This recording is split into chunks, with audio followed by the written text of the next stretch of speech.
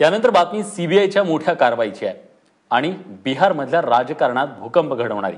लालू प्रसाद यादव हे देशातले कदाचित एकमेव नेते असावेत ज्यांना भ्रष्टाचारामुळे 2 वेळा तुरुंगात जायची वेळ येऊ शकते। आज सीबीआयने त्यांच्याशी संबंधित 12 ठिकाणांवर छापे टाकले। सीबीआयच्या या कारवाईनंतर बिहारमधली नितीश लालूंची युतीही डळमळीत होण्याची शक्यता आहे। एकाच वेळी बिहार आणि दिल्लीतली समीकरणंही त्यामुळे बदलून जातील।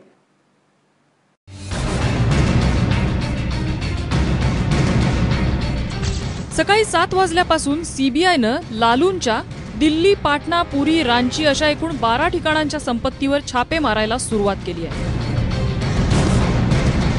2006 साली जेव्हा लालू देशाचे रेल्वे मंत्री होते, या काळात आयआरसीटीसीच्या हॉटेलांचं कंत्राट देताना त्या बदल्यात कोट्यवधींची जमीन लाटल्याचा आरोप आहे। या कारवाईनं बिहारच्या राजकारणात भूकंप होत असला तरी त्याचा केंद्रबिंदू मात्र दिल्लीत आहे, कारण अवघ्या 1.5 वर्षाची नितीश लालू यांची युती या कारवाईनंतर अगदी तुटायच्या बेतात आहे। जब श्री लालू प्रसाद यादव रेल मंत्री थे, उस वक्त रेलवे के 2 होटल बीएनआर होटल पुरी और बीएनआर होटल रांची, इनको आईआरसीटीसी को ट्रांसफर किया गया था। इन सारे मामलों में काफी गड़बड़ियां पाई गई, जिसकी वजह से ये एफआईआर रजिस्टर हुई है और आज उस संदर्भ में 12 जगह सीबीआई ने तलाशियां की हैं। कुठल्याही संकटाचं रूपांतर संधीत कसं करायचं हे लालूंसारख्या मुरलेल्या राजकारण्याला चांगलंच माहिती आहे। त्यामुळे या कारवाईनंतर त्यांनी अपेक्षेप्रमाणे षडयंत्राची भाषा सुरू केली आहे। राज उनका है, सीबीआई उनकी है, जो भी बनाना है कागज पत्र वो अपना बनाएंगे, बनाते होंगे।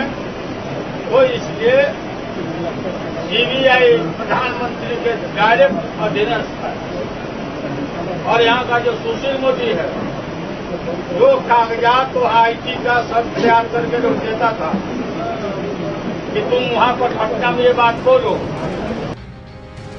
सीबीआयच्या या कारवाईनंतर अवघ्या 1.5 वर्षापूर्वी अस्तित्वात आलेली नितीश लालूंची युती धोक्यात आली आहे। कधी काळी एकमेकांना पाण्यातही न पाहणारे हे 2 नेते 2015ला मात्र एकत्र आले, ते केवळ मोदींना हरवण्यासाठी। पण उद्दिष्ट पूर्ण झाल्यानंतर अवघ्या काही दिवसातच खटके उडू लागले होते।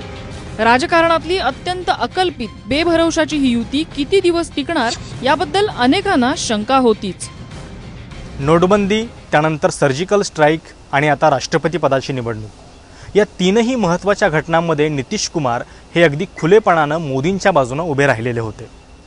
खरं तर 2019 साठी मोदींच्या विरोधातले जे प्रमुख चेहरे आहेत त्यामध्ये नितीश कुमार यांचं नाव घेतलं जातं, पण गेल्या काही दिवसांपासून ते स्वतःच पंतप्रधान पदामध्ये आपल्याला रस नाही अशा पद्धतीची वक्तव्य करतायत। कदाचित यूपीएची सध्याची अवस्था बघता 2019 मध्ये फार धाडस केलं तर भविष्यात बिहारही आपल्या हातातून जाईल की काय अशी भीती त्यांना वाटत असावी, आणि म्हणूनच सध्या ते आपल्या जुन्या मित्राला म्हणजे भाजपला तुचकारताना दिसतायत। सीबीआयनं ज्या 7 जणांवर गुन्हा दाखल केलाय त्यात लालूंच्या कुटुंबातलेच 4 सदस्य आहेत, ज्यात बिहारचे उपमुख्यमंत्री तेजस्वी यादव यांचाही समावेश आहे।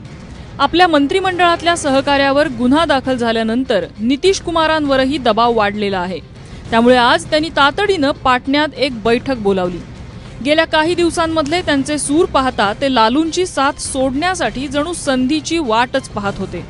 आजच्या सीबीआयच्या कारवाईनंतर नितीश कुमार ती संधी साधणार का याचीच उत्सुकता आहे। प्रशांत कदमसह ब्युरो रिपोर्ट, एबीपी माझा, नवी दिल्ली।